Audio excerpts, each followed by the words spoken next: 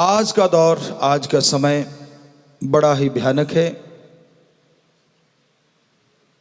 आज पूरी दुनिया में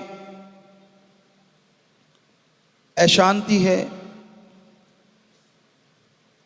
पूरी दुनिया में लोग दिमागी शांति के लिए, आत्मिक शांति के लिए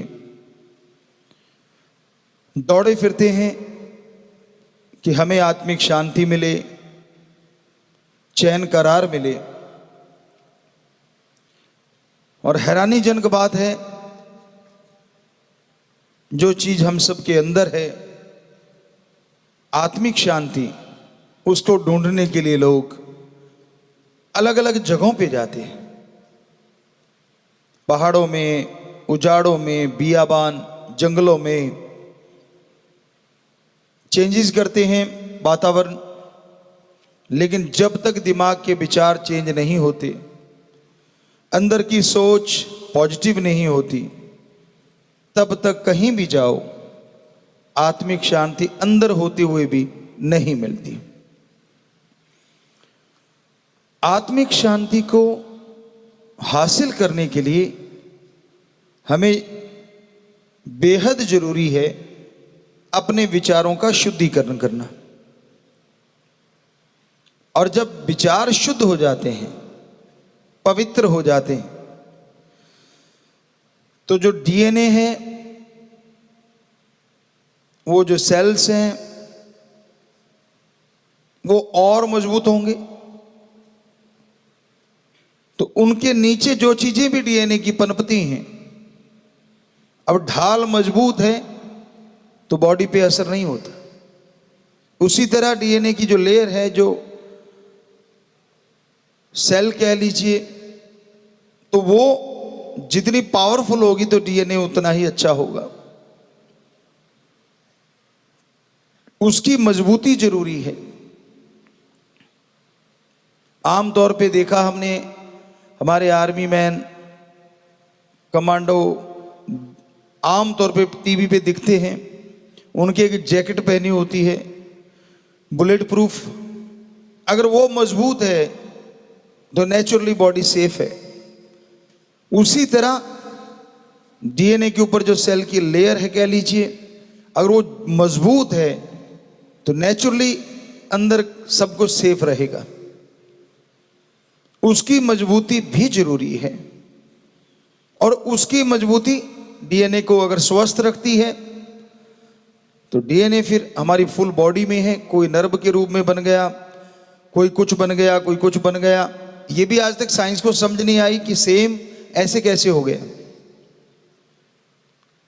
सेम चीजें हैं लेकिन ये अलग अलग रूप कैसे धारण कर गई। तो ये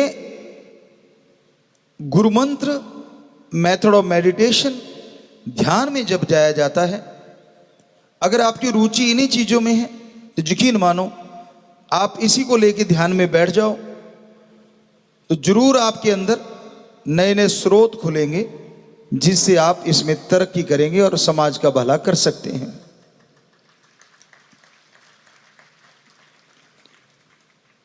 क्योंकि पॉजिटिविटी आज पूरी दुनिया के लिए बहुत बड़ी जरूरत है। नेगेटिविटी चारों तरफ है। आदमी के दिमाग में, सोच में जब नेगेटिविटी चलती है तो वो किसी को पॉजिटिव नहीं कर सकता। कहते हैं ना, जैसा खुद का तराजू होता है, सामने वालों को उसी में तोलता है। आदमी के खुद के विचार अगर भ्रष्ट हैं, विचार गिरे हुए हैं, तो सामने वाले को कभी नहीं मानेगा कि वो शुद्ध हो सकता है। और जिसके विचार शुद्ध हैं, उसको यूं लगता है सारी दुनिया ही ठीक है। दुनिया ठीक हो ना हो, जिसके विचार शुद्ध हैं, सुमरन करता है, उसके अंदर एक असीम शांति आती है। और जो खुद शांत है, वो पूरे समाज, पूरे देश, पूरे वर्ल्ड के लिए एक नायाब तोहफा है।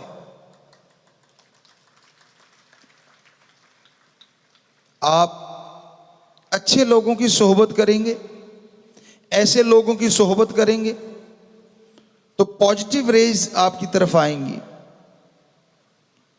वो तरंगें आपकी तरफ आएंगी।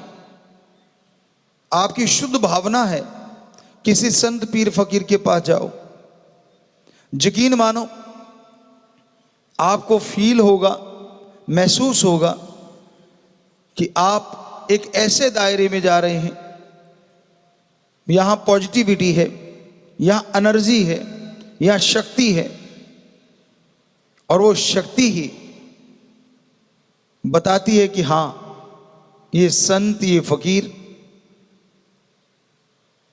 एक उससे जुड़ा हुआ है जो शक्ति का स्रोत है। बात है सामने वाले के विचारों की, कैसी सोच लेके आता है।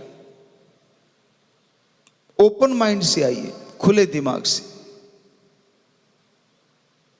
आप खुले दिमाग से आएंगे, नैरो माइंडेड ना बनो, तंग दिल ना बनो, खुले दिमाग से आओ। यकीन मानो आप असीम शांति का स्रोत जो आपके अंदर बह रहा है, संतों की सत्संग में आके उससे जरूर जुड़ जाओगे। इसलिए तो बार बार कहते कि सत्संग में आओ जी। उसका कारण ही है, जब आप दुनियादारी में रहते हैं, समाज में रहते हैं, तो चारों तरफ बुराई का बोलबाला, चारों तरफ नशा, चारों तरफ खान पान में गंदगी, सुनने में गंदगी, देखने में गंदगी। कैसे बचाओगे अपने आप को?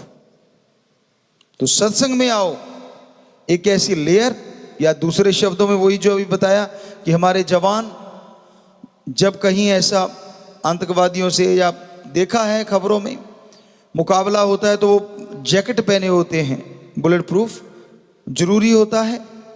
तो उसी तरह सत्संग में आओ और रूहानियत की एक ऐसी जैकेट पहन जाओ ताकि समाज की बुराइयां आपके आत्मा को भेद ना पाएं, आपके दिमाग में छेद कर ना पाएं। सत्संग में आने से आदमी के विचार शुद्ध होते हैं।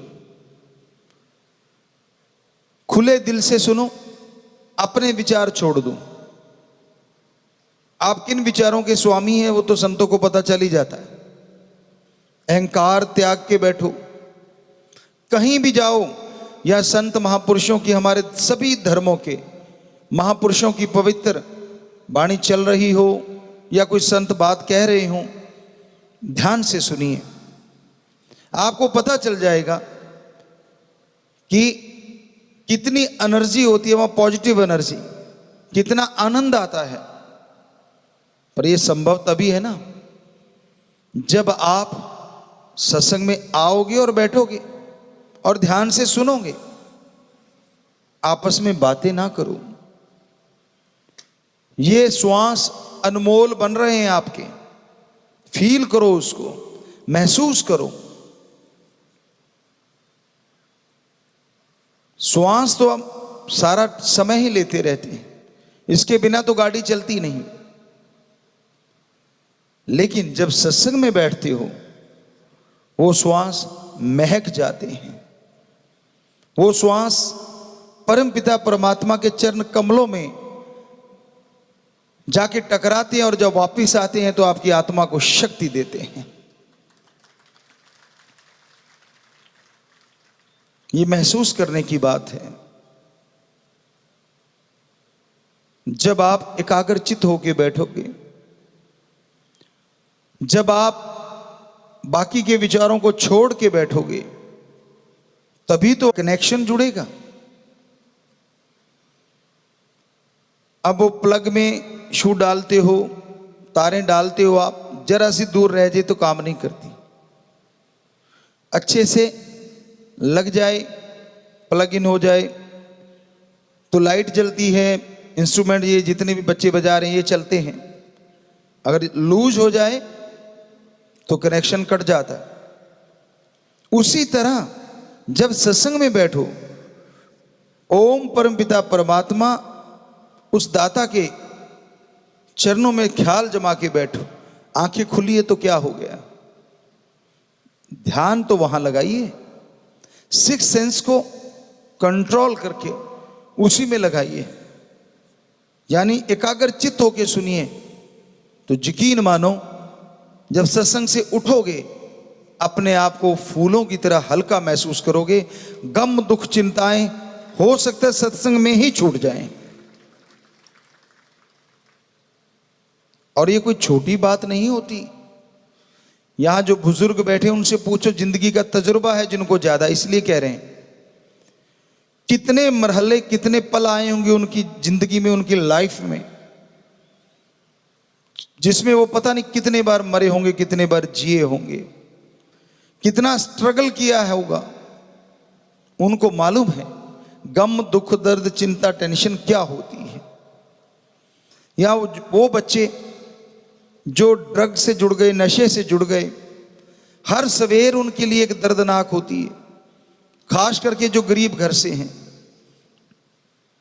मजबूर हो जाते हैं, नशे के गुलाम हो जाते हैं। माँ बाप दिहाड़ी मजदूरी करके लाते हैं, उतना ही पैसा होता है या खुद भी करता है कुछ, तो उतना ही खान पान घर में आ सके। अब उसमें से नशे के लिए भी पैसा निकालना है, नहीं निकालते तो शरीर टूटता है, दर्द होता है। तो कितनी बेचैनी होती है उन बच्चों को, कितने तड़पते हैं बेचारे। ठीक है, गलती उनसे हो गई, जवानी की नादानी, या कह लीजिए बचपन की भोलापन उन पे हावी हो गया, यार दोस्तों की सोहबत बुरी मिल गई, संग बुरा मिल गया और वो नशे में पड़ गए।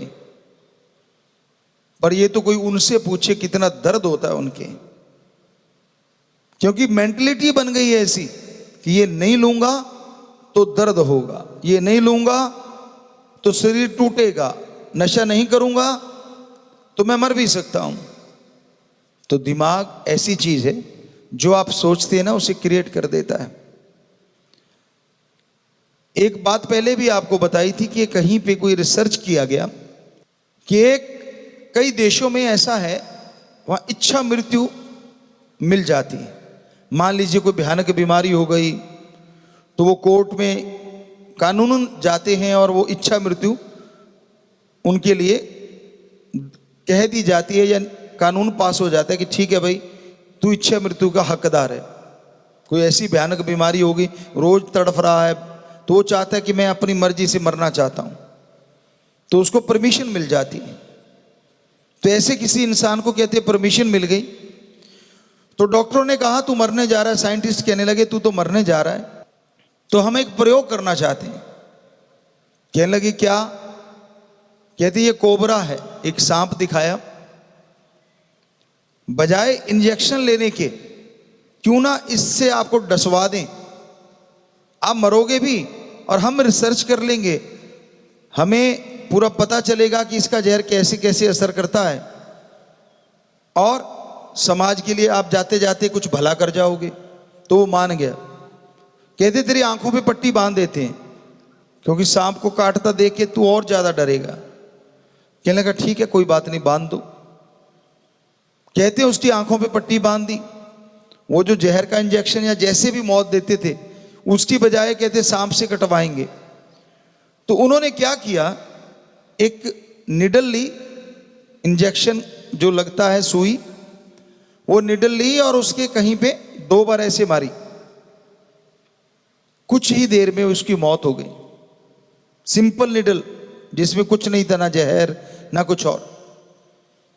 हैरानी तब हुई जब उसका पूरा चेकअप किया गया, पूरी बॉडी का, पूरे शरीर का, कि उसके शरीर में ना तो कोई दिमाग फेल हुआ ना हार्ट अटैक हुआ, बल्कि 2 कोबरा का पॉइजन मिला। हैरानीजनक बात, सांप ने काटा ही नहीं। वो एक निडल थी जो खाली थी, एक सुई थी जो कुछ नहीं था उसमें। तो हमारे दिमाग ने या ये कह लीजिए डीएनए ने या जो भी है, इतना क्रिएट कर दिया कि पॉइजन अंदर बन गया और आदमी उस पॉइजन से मरा। कितनी हैरानीजनक बात है। तो आप हमसे लिखवा लो, पर ये हकीकत है कि आप जो सोच लेते हो आपका दिमाग वही क्रिएट कर देता है।